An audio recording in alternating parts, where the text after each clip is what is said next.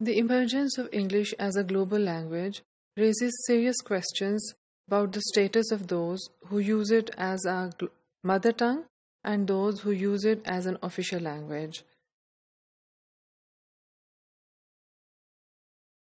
Using English as a global language as a mother tongue puts the users of English in an advantaged position compared to those who use it as an official language or learn it as a foreign language. Language has always been used as an instrument of action and power. Languages of the speakers, the languages which are owned by speakers of powerful nations, have always been behind most of the occurrences in the world events. Users of the global language as a mother tongue often demonstrate high achievement in different fields, for example, business, academics, science, and technology. A researcher who doesn't know English as a mother tongue will take longer to understand a research idea or a research article and will thus have less time to show his own creativity. A researcher scholar who does not know English as the mother tongue will also have difficulty communicating his ideas with other colleagues and peers, as he will not be able to communicate himself as well as the users of English as a mother tongue. Similarly, a Korean businessman may have difficulty striking a business deal with a businessman in Brazil if he doesn't know English. The solution to this problem is powerful bilingualism.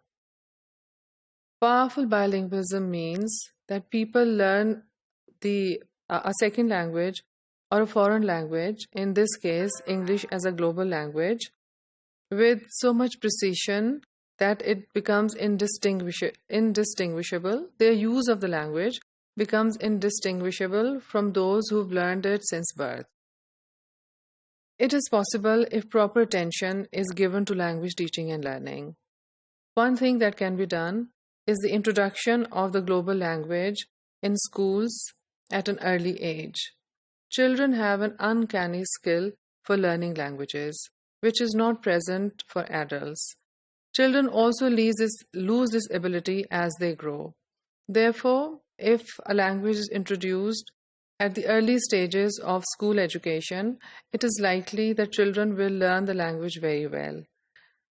Not only that, such a language has to be made continuously available for these children.